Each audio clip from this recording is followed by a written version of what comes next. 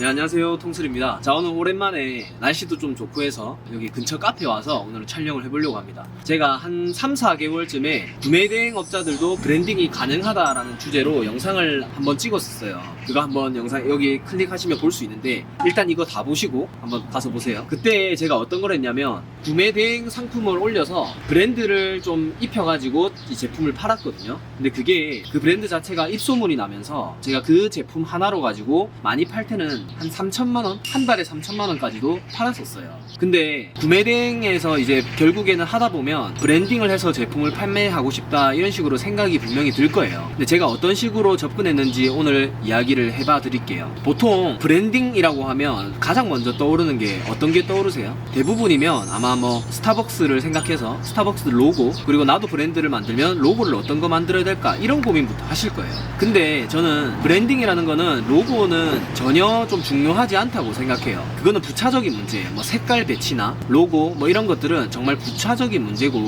일단은 브랜드는 먼저 소비자한테 뭔가 느껴지는 그런 감성도 있어야 되고요. 그리고 그게 좋아서 저절로 소비자들 사이에서 땡땡땡 이거 쳐서 구매해봐, 땡땡땡 가봐, 뭐 이런 식으로 자연스럽게 퍼져야 그게 진짜 브랜딩이라고 생각을 해요. 그러면 구매대행 업자들 입장에서 상품을 어떻게 브랜드해서 팔아야 될까라고 생각을 해볼게요. 저 같은 경우는 대표적으로 운동기구 이런 거를 이제 브랜드해서 팔았는데요. 그 상품을 잘 나가는 상품이 있으면 그런 것들을 먼저 잘 나가는 것들을 추리는 거예요. 운동기구 중에 만 두세 개 정도 이렇게 잘 나가면 그 상품들이 수요가 좀 있구나 생각을 해서 먼저 바로 번역 절차를 진행을 합니다. 소비자들이 충분히 알 수 있게끔 번역을 하고요. 그리고 그 상품의 장점 이런 것들을 좀 어필할 수 있게끔 이미지 작업을 합니다. 그리고 두 번째로는 그 상품에 내가 고유하게 이름을 붙이는 거예요. 근데 브랜드라는 게 로고 이런 건 절대 전혀 중요하지 않아요. 그 이름을 좀 붙여가지고 그게 실제로 이용하는 사람들한테 뭐 땡땡땡 쳐보세요 이런 식으로 바이럴 될 수 있게끔 이름을 붙이는 게 중요합니다. 자, 예를 들어 대표적으로 우리가 눈에 근처에 쳐다봐도 알 수 있을 거예요. 지금 제가 여기 카페에 와 있잖아요. 그러면 이런 지금 눈앞에 보이는 파라솔 있죠.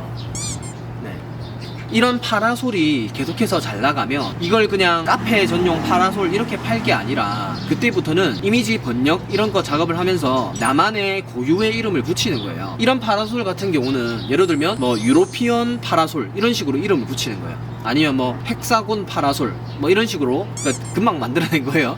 그거를 생각을 하고 그 다음에 상표권으로 등록 가능한지를 알아보시고 그렇게 이름을 먼저 붙이는 겁니다. 그리고 저기 보시면 저기 파라솔 혹시 좀 보이시죠?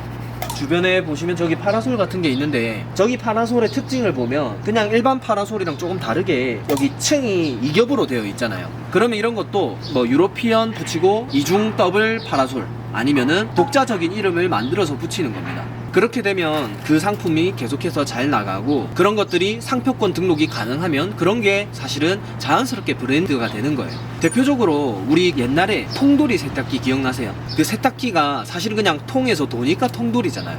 근데 그 통돌이 자체가 사람들한테 익혀지고 알려지면서 그거 자체가 자연스럽게 브랜딩 되는 과정인 거예요. 또 다른 예시로 F킬라 같은 것도 있겠죠. 그냥 그게 사실은 본질은 그냥 살충제인데 거기에 F킬라라는 그런 이름을 붙여서 F킬라에서 만약에 바퀴벌레 퇴치하는 패치 이런 거 만들어도 F킬라에서 만들었다 하면 그 자체가 되게 괜찮은 상품이네 하면서 자연스럽게 브랜드가 알려지는 겁니다. 그래서 구매대행을 시작하신 분들은 저는 바로 브랜드 배우신 것보다 훨씬 더 큰 장점을 가지고 시작하는 거라 생각해요. 하다 보면 상품이 팔리기 시작하고 재구매가 되고 계속해서 팔리면 그런 것들은 내가 사입을 하지 않더라도 바로 이런 과정을 통해서 브랜딩을 바로 할 수가 있어요. 그래서 유사 상품군을 묶어주는 방법도 있고, 그리고 그런 상품들을 사용하는 그 커뮤니티에 침투를 해서 자연스럽게 바이럴을 일으키는 것도 정말 좋은 방법이에요. 그런 식으로 하시면 어느새 자연스럽게 브랜드 탄생하는 거를 보실 수 있을 거예요. 그러니까 브랜드를 한다고 해서 절대 제품을 사입하려고 생각하지 마세요. 그냥 지금 제가 사용하는 이 휴대폰 케이스 있죠.